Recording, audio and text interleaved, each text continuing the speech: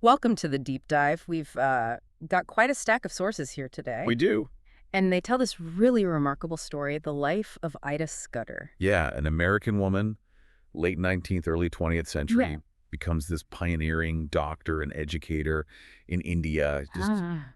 changed so many lives. Completely. So our mission, really, for this deep dive is to pull out the key insights from all this material. Right.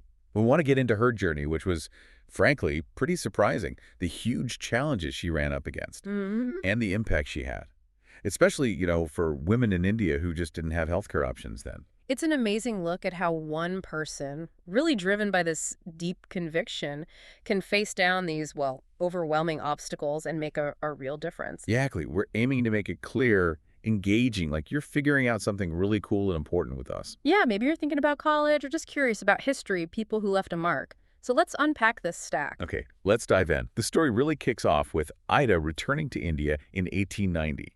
Right, she was born there, missionary family and all that, but she'd been away. For 8 years, yeah, school in America. So this return, Hmm. it wasn't like coming home in the way a child might remember. It was different. The sources really paint a picture of that arrival being a bit of a shock. What stood out to you? Oh, definitely the contrast. Hmm. She gets this nice blue dress in New York, thinks it looks good with her eyes. Uh-huh. And then she steps off the train into this wall of heat, dust everywhere, Huh. coating everything. Wow. And she said she felt like a scarecrow. Her dress clinging, those puff sleeves just wilting like punctured balloons was her phrase. That detail says so much, doesn't it, about the reality versus the expectation. It really does. And her first feeling, she was pretty blunt, the sources quote her. She said she hated this country, Hated it. hated everything about it, she said. Her plan was simple: Yeah. stay until her mother, who was sick, got better. And then, Straight back to Northfield College in America, aiming for, a normal life, a career, maybe marriage.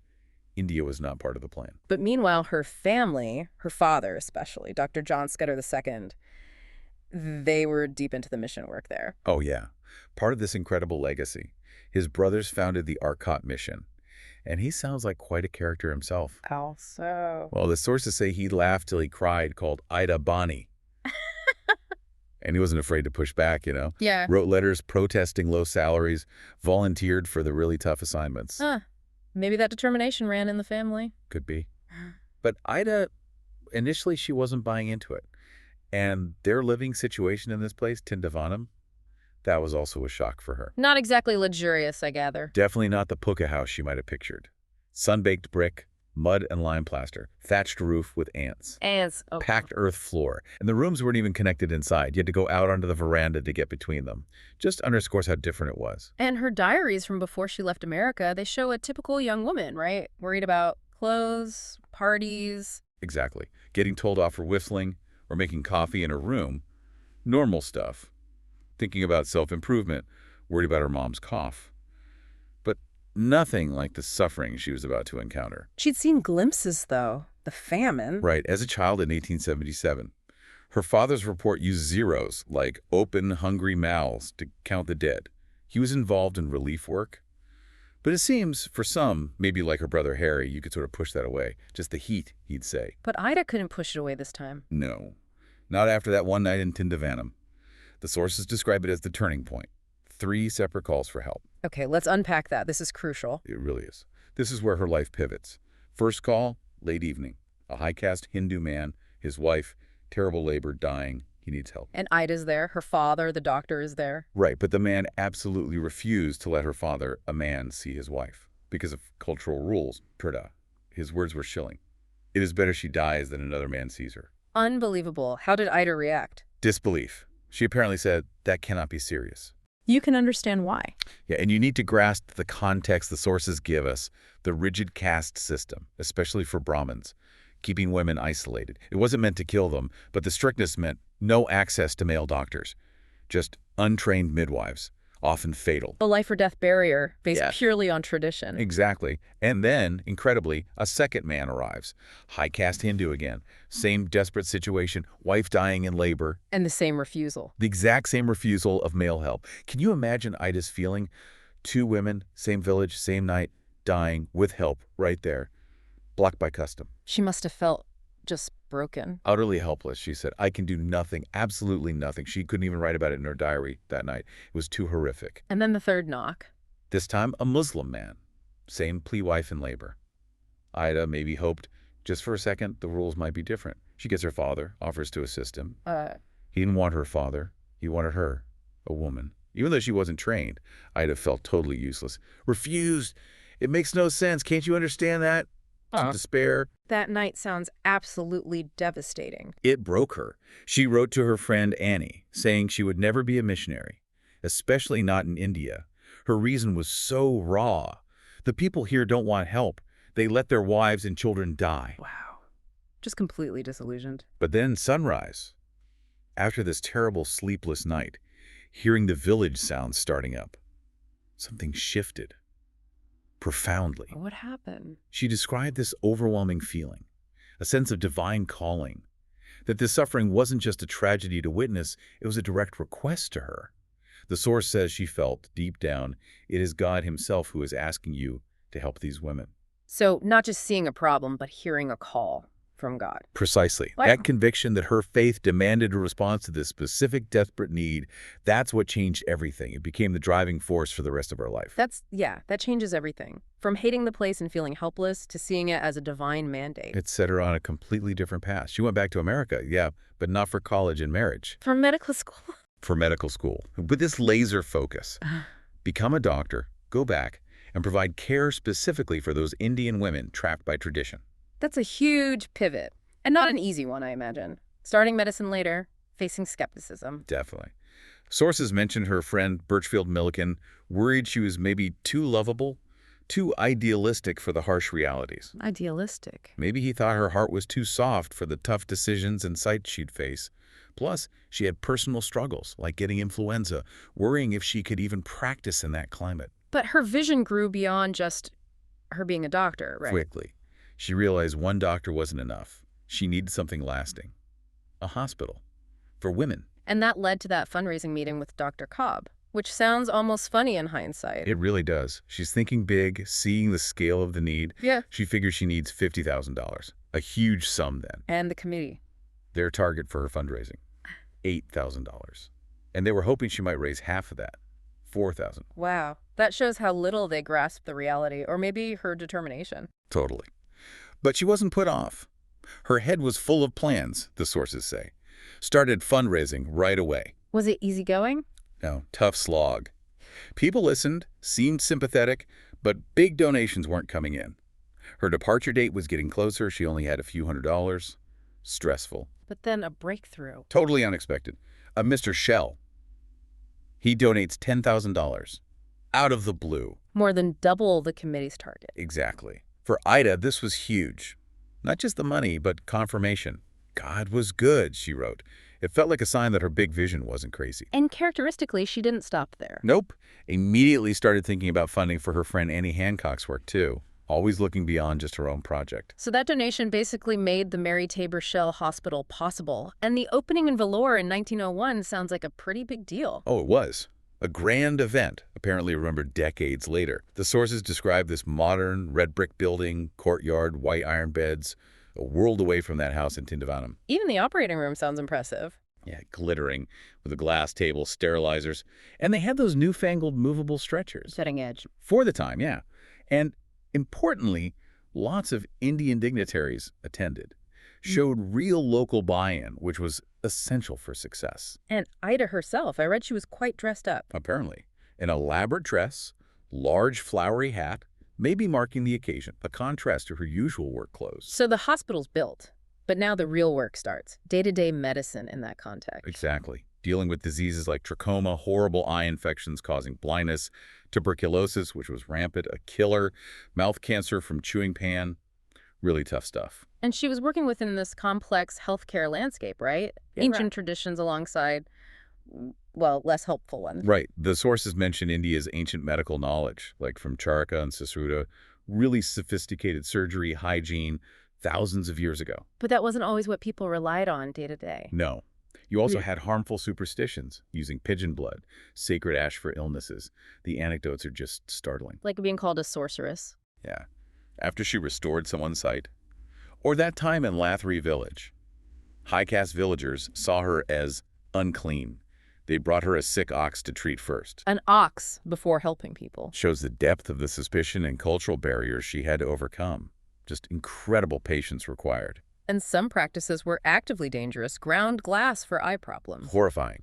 Advised by priests, Ida was so frustrated, especially when educated people knew better but didn't speak out. The sources even connected to similar harmful ideas found way back in the Old Testament, showing how deep these things run. But maybe the biggest, most heartbreaking challenge was the status of women. Unquestionably.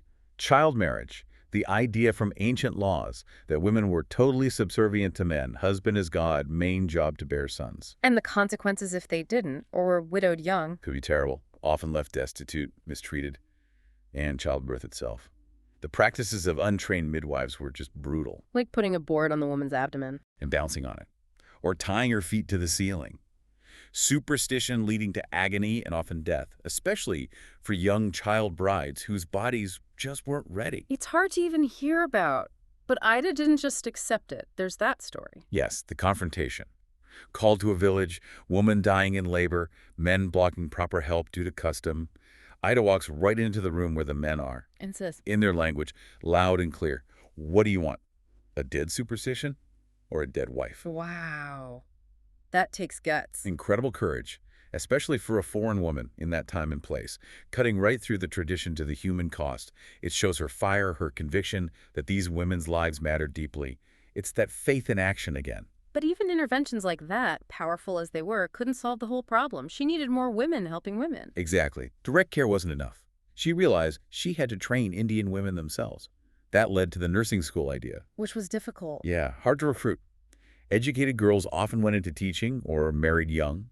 Nursing wasn't seen as prestigious yet. So then came the really bold idea. The medical school. Yeah. Just for women. Yeah. Even though, as the sources say, she had no buildings, no money, no teachers lined up. One official called it heroic, but maybe ridiculous. Seems impossible on paper. But that night in Tindivanam, those dying women, that drove her. She knew the need was real, even if others couldn't see it yet. So she pushed ahead.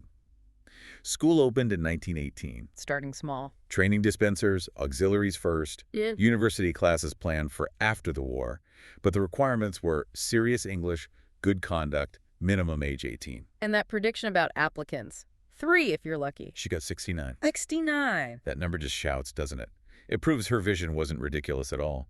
There was this huge untapped pool of women wanting this, and a huge need for them in their communities. So the first class was small, though. 17 students, including Ebi Nanamusu, who became quite close to Ida.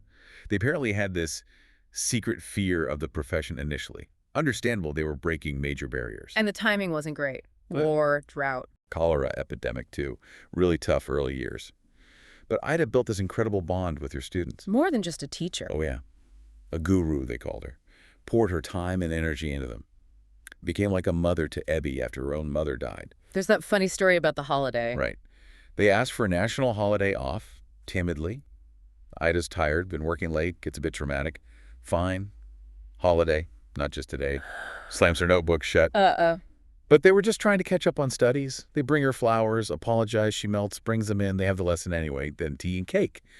Shows she was demanding, intense, but deeply caring underneath. And your teaching was practical from day one. Telling Ebi to take the knife. Make an incision during an operation. Real hands-on training. Did it work? How did they do?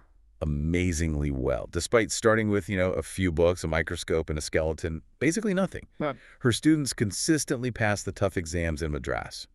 Often did better than the male students from colleges with way more resources. That's incredible. A real testament to her methods and their A dedication. huge validation for women's medical education in India. But alongside all this professional success, her personal life had its share of pain and loss. Birchfield Milligan. Yeah, that's a poignant thread. Childhood friend, maybe a lost romance. His letters, quoted in the sources, written when he was ill. They're quite moving. Talking about his love for her. And feeling she idealized him, how much she affected him, left a brand mark on his life. He remembered specific moments, like something on a yacht she'd forgiven him for. It shows these deep connections. But their final goodbye was quite formal. Distant, yeah. It underscores the personal cost of her path, the choices she made, and then the story of Lakshmi, the temple dancer. So tragic. Ida tried to rescue her. Yes, brought her out of that life, shared her faith. But Lakshmi ultimately couldn't face going back, felt too much shame after becoming Christian, and took her own life. Just heartbreaking, shows the immense cultural complexities and that even Ida couldn't save everyone. And losing Gertrude Dodd must have been a huge blow, too. 20 years together, her companion, supporter.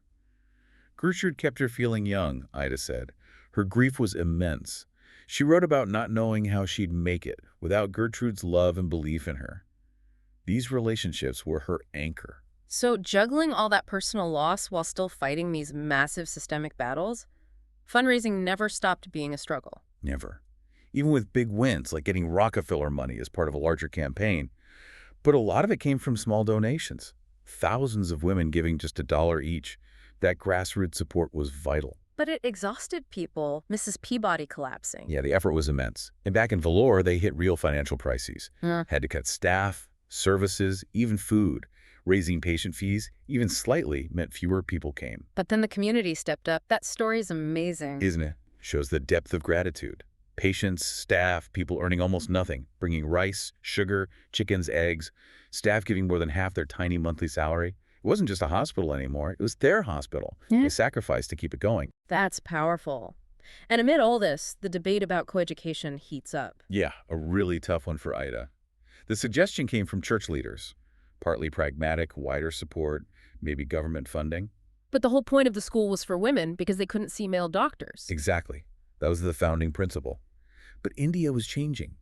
Women wanted equality, access to the same education as men.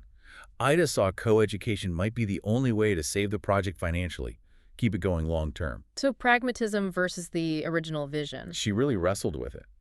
Was it a necessary compromise or betraying the core mission? Key supporters like Lucy Peabody were dead set against it, threatened to resign. And there was that symbolic moment, tearing down the wall. Between the men's and women's outpatient clinics. Yeah, reflecting those bigger shifts in society. And Ida's still fundraising through all this during World War II. Relentlessly. Traveling, speaking, trying to get attention and money when everyone's focused on the war. And still grappling with this huge decision about the school's future, under constant pressure. Despite all that, her vision did eventually become reality. She kept pushing. Kept speaking to huge crowds, tried tapping Maharajas for funds. Didn't get much there, apparently. At the college buildings. On College Hill, near her own home, Hilltop, that dream finally started taking shape. The campus was being built.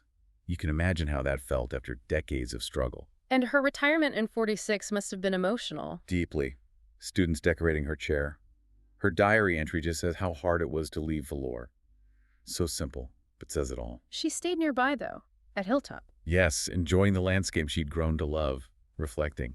And the sources give us this wonderful image of her visiting the finished college buildings later. Seeing it all complete. Complete, feeling gratitude, joy, and seeing that painting in the children's ward, Christ with Indian children, the Vellore Mountains behind them. And she felt she heard those words. What you have done for one of the least of these brothers of mine, you have done for me. It just perfectly ties her whole life's work back to that initial call, that core faith. Serving those forgotten women was serving God, glorifying Jesus through her actions. Brings it all full circle beautifully. And she was celebrated, right? Her 80th birthday. Big celebration in 1950. Dr. Daniel Poling said her passion for service had something of the great physician, a fitting tribute. And her legacy lived on through her students. 70 of them working as doctors across India by then, her impact multiplying. So when you step back and look at this whole incredible life, from hating India to becoming this legend, what are the big takeaways for us today? Well, the impact is undeniable. She didn't just heal bodies. She broke down huge social barriers, empowered generations of women, changed healthcare access fundamentally. And her faith wasn't just background noise, it was the engine. That call she felt, that was the start. And serving others was how she lived out that faith, glorified Jesus. And for listeners, maybe young people trying to find their way, what can we learn? So much. Like the power of responding to a need. You see, even if you feel totally unqualified, like Ida did that first night, she felt she could do nothing, but she ended up doing so much. And perseverance, my goodness. Absolutely. Facing impossible odds, money, culture, personal loss, and just refusing to quit. It shows one dedicated person, driven by purpose, really can change things monumentally. Having that vision, too, even when people called it ridiculous. And the courage to start small, without all the resources, finding that resilience in something bigger than yourself, whether it's faith like hers or deep commitment to justice, that seems key. She also had to adapt, didn't she? The coeducation debate shows that. Yeah, finding ways to compromise pragmatically while trying to stay true to the core mission. That's a tough balance. And recognizing that big change takes time, it's often slow, and you need to work with others across differences to achieve lasting results. It really is an amazing story in these sources, from that initial shock to this incredible legacy. A life poured out in service, overcoming so much. So maybe the thought to leave you with is this. Look at the challenges you see. Is there a need that feels too big? A barrier that seems impossible? What if you saw that need, not just as a problem, but maybe as an invitation? An invitation to act, even in a small way, like Ida did after that sunrise. What miracles might start to happen? That's our deep dive for today. We hope exploring Ida Scudder's life sparked something for you. Hope it gave you something to think about and maybe a little inspiration for your own journey.